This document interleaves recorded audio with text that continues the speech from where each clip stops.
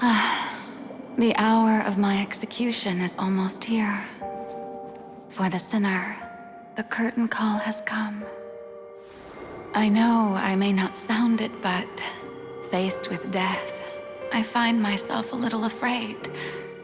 Perhaps this is one thing both gods and humans have in common.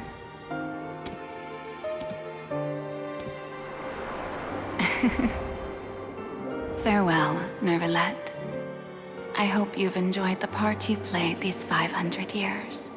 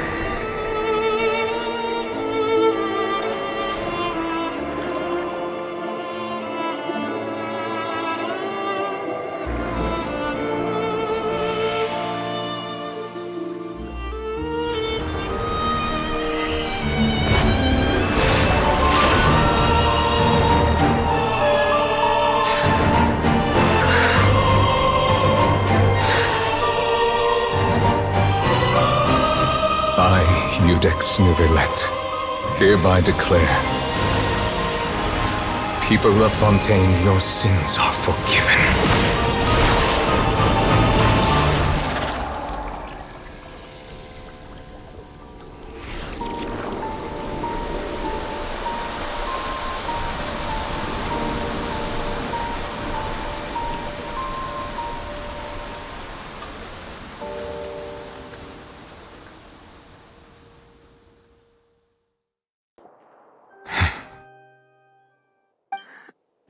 What just happened?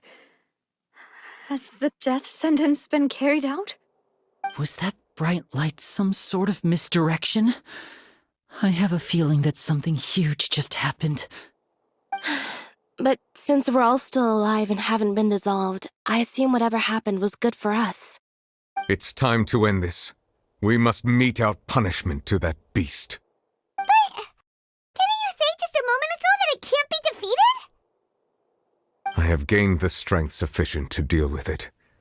Through certain means, I now have the ability to separate the power of the Primordial Sea from that creature. We should seize the opportunity to pursue our quarry.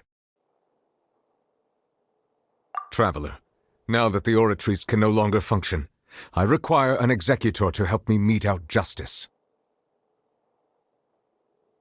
The root of the calamities befalling Fontaine, the beast that enacts the prophecy. Its name is the all-devouring narwhal. Come with me, traveler. The hour of execution has come.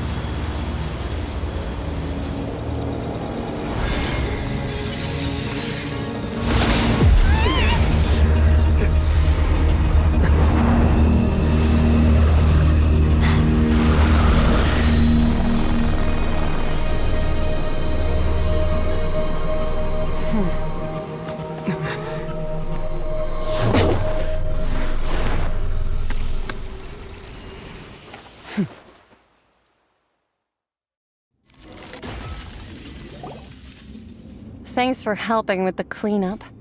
It should have been my job, but... oh well. It was just supposed to be a short private training session for me. I didn't think that my disciple and my master's pet would start brawling in the meantime. Well, actually, I had a feeling that it would happen at some point, but they bumped into one another earlier than I thought. What a blunder.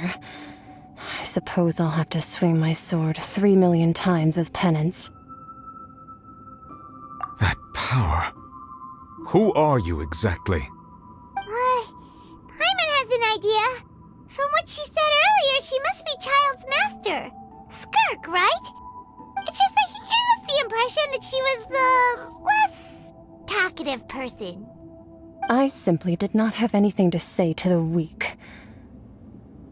But you, on the other hand, managed to defeat the all-devouring narwhal without using power from beyond this world. So you may speak to me as equals.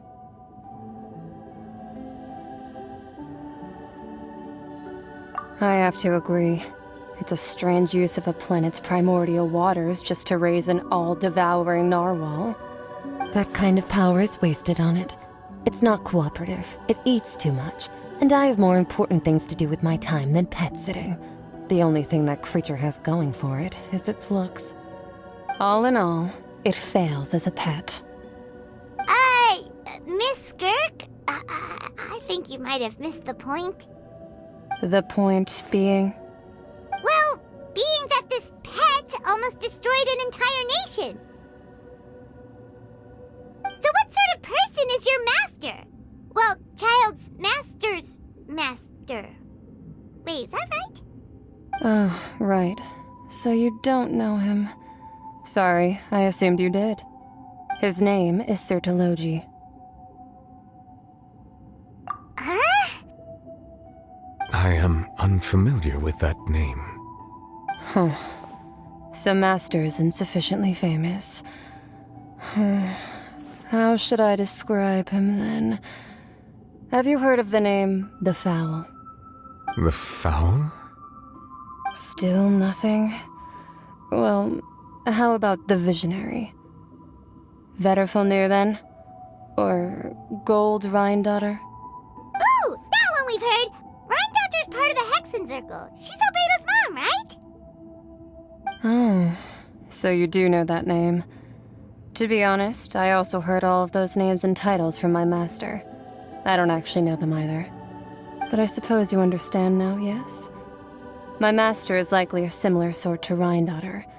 They are both pursuing some form of perfection. Wait, didn't you also mention a visionary person? Paimon didn't quite catch their name. Actually, never mind that. I believe it expedient to inform you that the all-devouring narwhal used up nearly all its strength fighting you. Such roiling hydro energies will prove difficult for the planet's deep seas to digest. As such, the fontaine back on the surface has most likely been thrown into chaos. In other words, the prophecy that you've been fretting over should now be in full swing. What?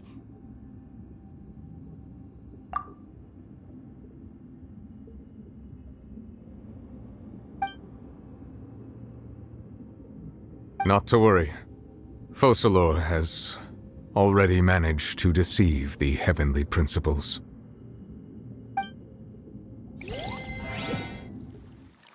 In the end, the people will all be dissolved into the waters, and only Farina will remain, weeping on her throne.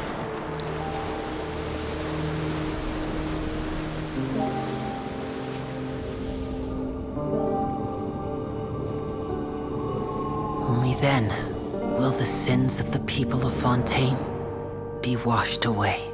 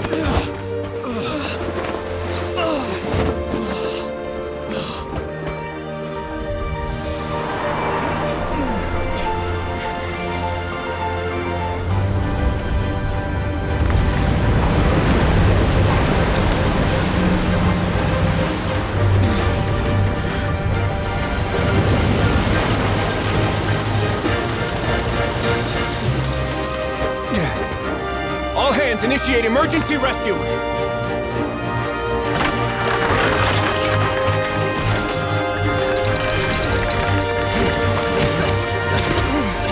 Hurry!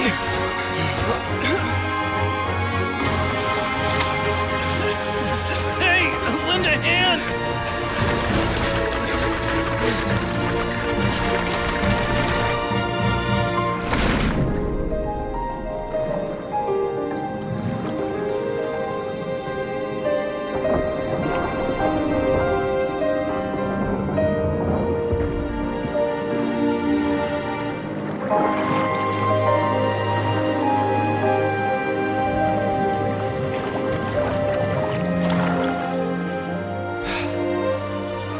Look! The water's receding!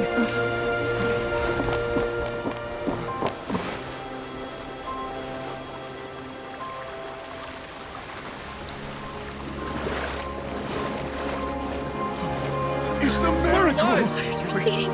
We didn't dissolve. The prophecy was wrong. The prophecy was wrong!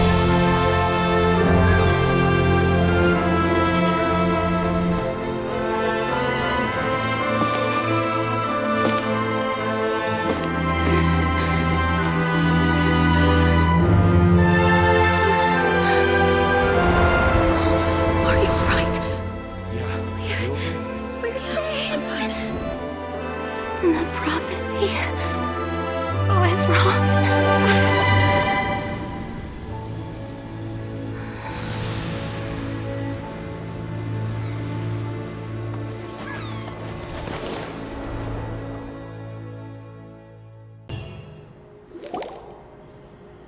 The soil renewed. The Spina attacks post-disaster rebuilding. I recently visited Poisson to meet with Miss Navia, spokesperson of the Spina, and we spoke about Poisson's present and future. Old soil can still give birth to new bloom, Miss Navia stated. Hope is like seeing a small cookie when you're starving late at night. You just need a little of it. Skyship Winglet, boon or bane of the Fontaine Research Institute. The various disputes that have arisen on account of Mr. Edwin have suddenly become a shield over the Institute, with Jurier turning out to be a once overlooked hidden gem. People always call the first researcher mad, but few know what to call the second. And should that latter person achieve a miracle, they would find it all the harder to find a word with which to classify him and his team. Wow! Paimon barely recognizes the people in the reports. Are those really Jurier and Navia? They sound like real big shots. What do you think? Pretty enthralling, huh? The Steambird's idea was pretty simple. With the disaster just having passed, we would print a free edition packed to the margins with good news to calm people down. The value for these big scoops lies in their inevitable follow-ups. We'll publish further reports and go into the stories behind those people. Edwin's assistant, Jurier, created a true flying ship, while Navia is leading people in the reconstruction of their home. I'm sure that these stories could draw even your well-traveled eye. Paimon's curious too! Wait a minute. Didn't we watch everything happen from start to finish? What's there to be curious about? And that's exactly why I'd like you to come conduct interviews with me. You're the best incubators of news, if you haven't noticed. And also, with you around, I'm sure I'll get to see that Duke. Are you sure? Hasn't he turned you down several times already? Oh, this time will be different. Come on, let's head to Poisson first, and then make a trip to the fortress. There are some things you'll only know when you get there. Navia! Oh, it's you.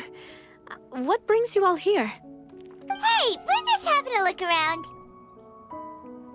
I'm here to update myself on how things are going here. Oh, the Fatui are here too. Let me introduce you. This is Mr. Garunt Snežević. He represented the Knave in sending us a large amount of supplies, and is helping with our work.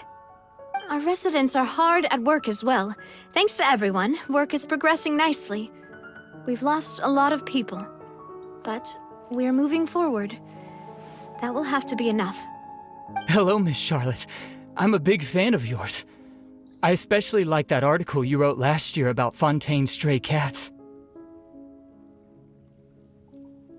But if you don't mind, could you not emphasize our role too much in your report? It's not charity we're doing here. We just happen to share the same interests as the Spina. I get where you're coming from. I'll keep it as simple as possible. Or would you be willing to feature as friendly neighbors? That would be fine. Thanks. Oh, you're back too. How are things? We finished laying down the construction materials. It'll be another hour before the workers are able to go over there. Huh? You're here too, Clarand? Well, her reputation's greatly risen after that whole duel business with Miss Farina. So she's here in Poisson to wait out the heat. All right. She really came here to help me out. There's too much to consider in the reconstruction of Poisson. The Spina has need of more decision-makers. And, well, I do already happen to be connected to Mr. Callis. Oh, wait just a moment. Do you mind me asking a few questions? You know, about how you felt before the duel, about what it was like facing down a god. There's lots of exciting material there, I bet. Forget it. I'm sure you can find a better theme than that, Miss Charlotte. I see you're the same as always. Couldn't you do me a favor, for Navia's sake?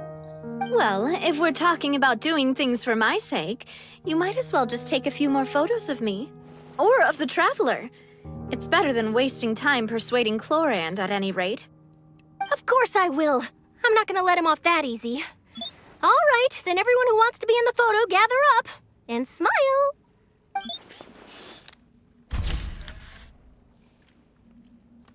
How did it go? Was it a good shot? Did Paimon look cute in it?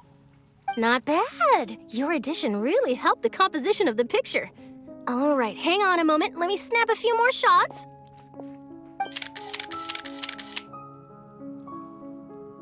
All right, that should do it. I'll be back here later anyway, so let's call it a day.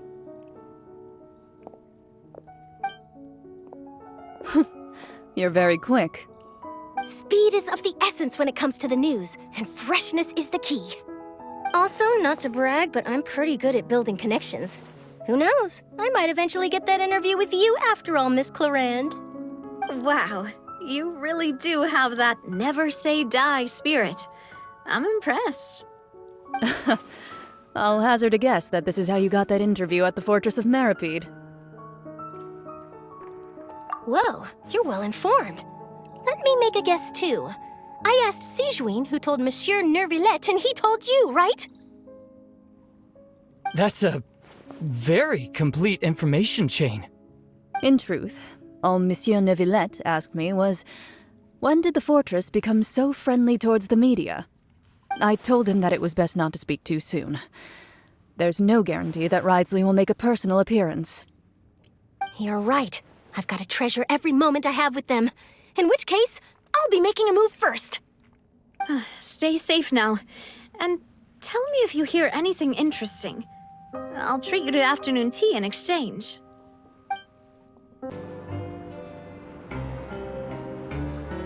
Wow, guess we're here again, huh?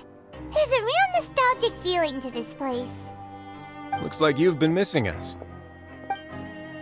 Duke! Did you come all the way to the entrance to greet us?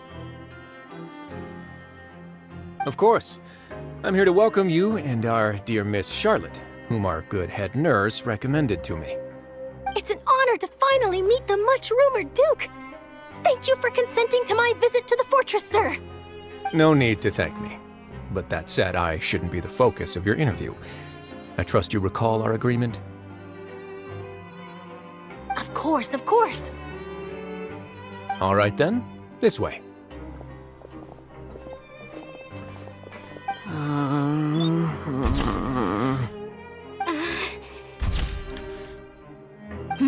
Hey, no need to be so nervous. I've already taken all the photos we need. Miss Charlotte, do these pictures really need to be published on the cover of the Steambird? It would seem that Miss Lorvine doesn't want her face to appear beside that of Mr. Jurier, Sir, please don't say things like that. But it looks like dear Mr. Jurier denies it. Might this interview be very important to you, then? No, I just... This is my first time being interviewed, and I'm very thankful to the Steambird for... Now, I might not look it, but I actually did meet Mr. Edwin once. And I'll be honest, I enjoyed chatting with you more. You've definitely got more of that genius vibe going on. The boat that brought about a miracle, the ark that saved the people. Why, you recreated a myth back there, like an emissary of legend. Still, if I might ask, where's that flying ship now? Huh! Looks like Charlotte's trying to get herself another exclusive scoop. I have to apologize, but that ship is presently in the bowels of our factory. I'm afraid it won't be easy for you to get a shot of it. Really? Well, then in that case, could I have an interview with you to make up for that loss?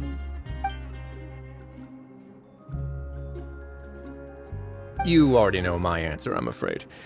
Best you interview our head nurse instead. Or perhaps you'd like to take another photo of this couple of researchers? Did you really have to use the word couple? Well, then, 2 solo photos will do. Is my hair messed up? Please, someone help me have a look. Things sure are getting pretty lively here. We've seen this kind of thing before.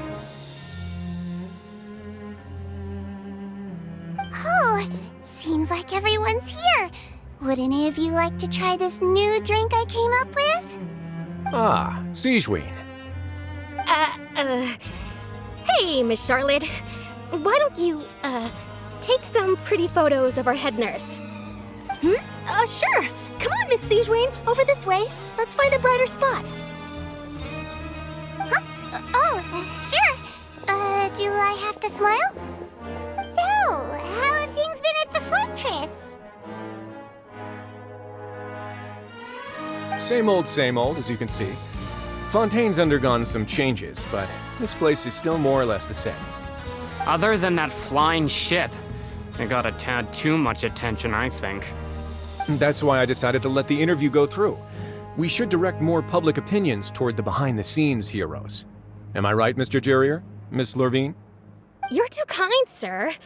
I believe that you too should have your day in the sun. Not that you would want that, which is a pity. I'll just leave the spotlight to you two.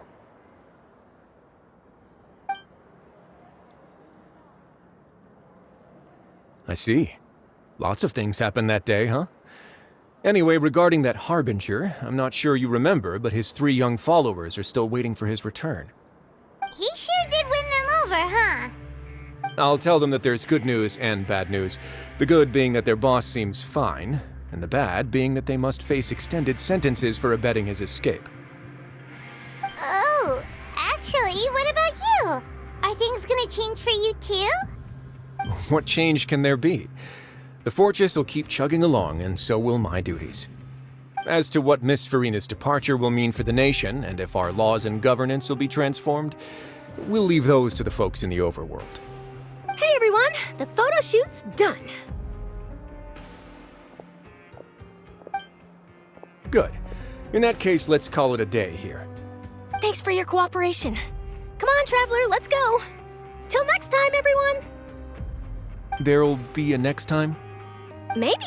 Who knows? I might write a story about the underwater factory next time. Until then,